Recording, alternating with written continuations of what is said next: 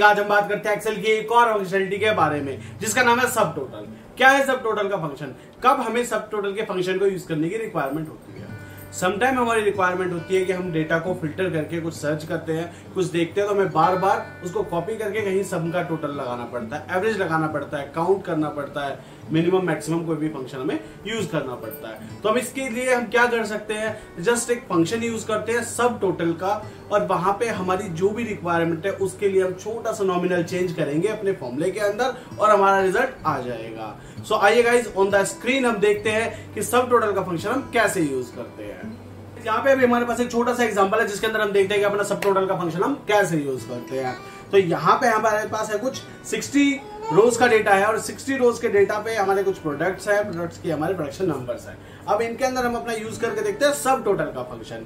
अब सब टोटल का जो फंक्शन होता है इसके अंदर एक स्पेसिफिकेशन होती है कि जस्ट हमें एक फंक्शन यूज करना है। अगर हमें सम निकालना है, एवरेज निकालना है, मैक्सिमम, मिनिमम या और भी सारी चीजें, कुछ चीजें हैं जो सिलेक्टिवली फंक्शन हमारे को प्रोवाइड करता है, तो जस्ट हमें उसका एक नंबर डालना है और अपनी रेंज सेलेक्ट करनी है सिंपली, तो हमारा रिजल्ट आ जाएगा। एक ही फॉर्मूले के अंदर सारी चीजें ये। तो हमें क्या करना पड़ा, सबसे पहले हमने ऑलरेडी यहाँ पे फॉर्मूला पुट किया हुआ है एवरेज, काउंट, काउंट ए, मैक्स, मिन एंड सम का, जो हमारे जनरली ये फंक्शंस यूज होते हैं वो हमने यहाँ पे पिक किए हैं। तो अभी हमने लेके चलते हैं, सबसे पहले इसके ऊपर देखते हैं कि हमने क्या फंक्शन यूज किया। हमने यूज किया इज इक्वल टू सब total D7 to D67। D7 to 67 हमारी कंप्लीट ये रेंज है। हमने ये रेंज सेलेक्ट कर ली। इससे पहले हमने 1 लगाया। क्यों लगाया?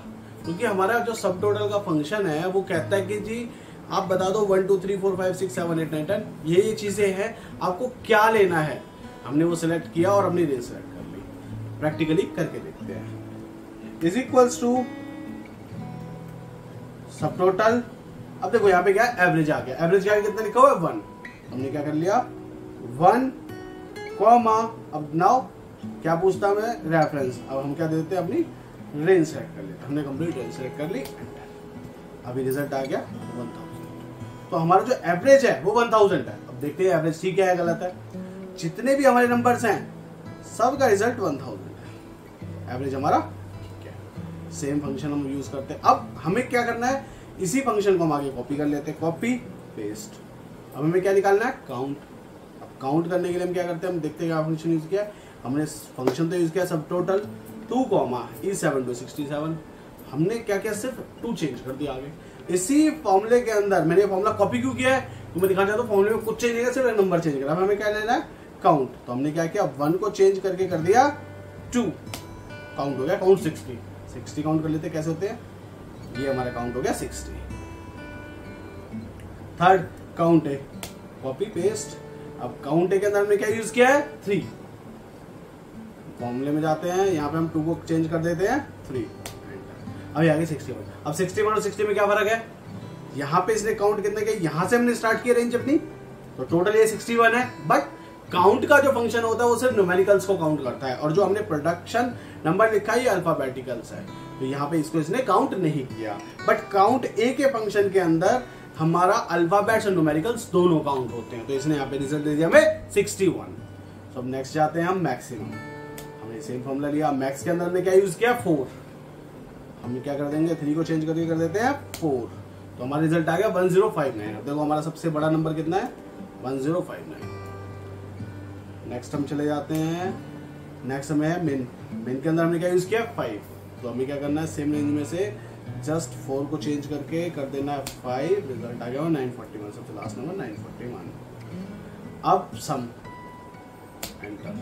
अब देखो फॉर्मूला बिल्कुल सेम है। अब सम में हमने क्या लगाया 9। 5 को हम चेंज कर देते हैं 9।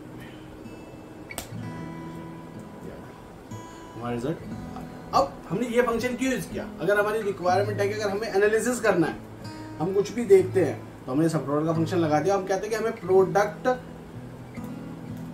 X2 देखना है खाली, एंटर।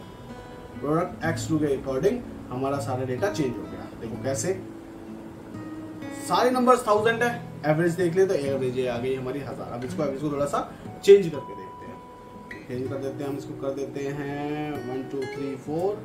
इसको हम चेंज कर देते हैं 1 1 2 1 2 3 5 1 1 2 2 हमने चेंज किया। देखो एवरेज हमारी चेंज होती है।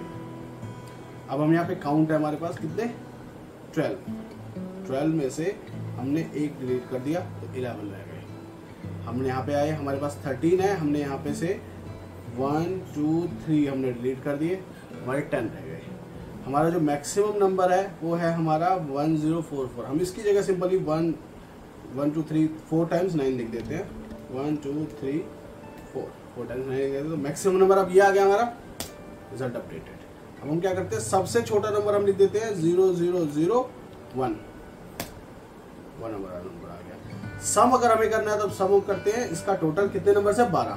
तो हम क्या कर देते हैं, यहाँ पे कर देते हैं 1 2 3 4 5 6 7 8 9 10 11 12 क्या गया हमारा ऐसा 12 नंबर। अब अगर हम क्या करते हैं कि हमने क्यों किया ये, अगर हम इसको स्विच कर देते, हमने इसको भी ऐड कर दिया इसके अंदर, ऑटोमेटिकली फंक्शन चेंज हो जाएगा। तो फिल्टर के अंदर हमने एक फॉर्मूला लगाया और उसको फिल्ट्रेशन पे चलाना है ताकि हम फिल्टर करते जाए, अपने रिजल्ट देखते जाए, एनालिसिस करते जाए, तो हमारे को बहुत हेल्पफुल है।